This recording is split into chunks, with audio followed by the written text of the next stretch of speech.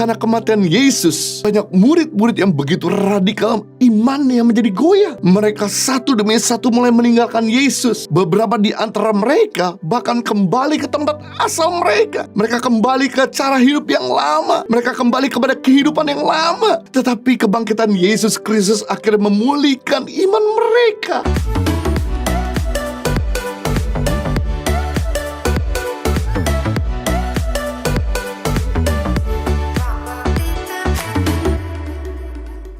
Ibadah Paskah ini saya mau sampaikan dengan topik makna kebangkitan Kristus. Saudaraku yang kekasih dalam Tuhan, kebangkitan Kristus bukan cerita dongeng atau mitos, tapi menjadi momen sejarah bahwa Tuhan Yesus bukan sekadar manusia biasa, tapi Dia adalah Tuhan. Jika seorang nabi itu lahir menerima pewahyuan, kemudian di akhir hidupnya mati, sedangkan Yesus yang adalah Tuhan yang lahir jadi manusia, melakukan banyak pekerjaan baik dan mujizat, bahkan dianiaya dan Dia mati, namun di hari ketiga Dia bangkit. Kalau Yesus tidak bangkit, Dia bukan Tuhan. Dia adalah manusia biasa. Makanya di dunia ini ada begitu banyak nabi, banyak imam, banyak rasul, banyak pengajar hebat, tapi hanya cuma satu Tuhan, yaitu Yesus Kristus yang mati dan bangkit kembali. Ayub pasal 19 ayat 25. Tetapi aku tahu penebusku hidup dan akhirnya ia akan bangkit di atas debu. Kitab Ayub adalah salah satu kitab tertua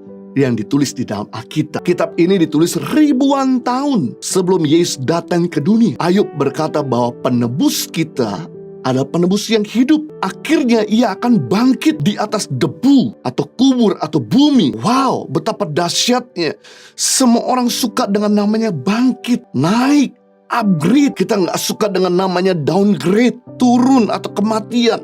Nah, kita belajar di sini ada 3 makna kebangkitan Yesus yang memberi banyak manfaat untuk kita. Yang pertama, makna kebangkitan Yesus Kristus yang pertama membangkitkan iman. Matius 28 ayat 8. Mereka segera pergi dari kubur itu dengan takut dan dengan sukacita yang besar dan berlari-lari cepat untuk memberitahu kepada murid-murid Yesus. Ketika Maria Magdalena dan Maria yang lain menengok kubur Yesus di pagi-pagi hari, Yesus ternyata sudah tidak ada. Yang mereka cari ternyata sudah bangkit. Mereka yang tadinya hopeless, down, sedih, langsung berubah 180 derajat. Iman mereka jadi bangkit. Mereka mengalami sukacita yang begitu besar ketika mereka mengetahui bahwa Tuhannya adalah Tuhan yang hidup. Karena kematian Yesus, banyak murid-murid yang begitu radikal, imannya menjadi goyah. Mereka satu demi satu mulai meninggalkan Yesus. Beberapa di antara mereka bahkan kembali ke tempat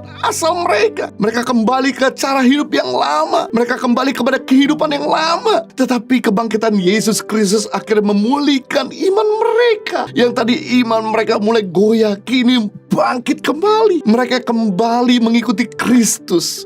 Mereka berani bahkan mati demi Kristus. Impact Community Indonesia telah mengadakan 3 kali ibadah setiap hari Minggu.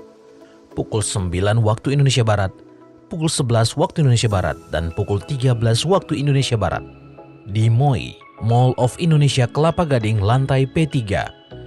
Ketiga ibadah disertai ibadah anak dan remaja.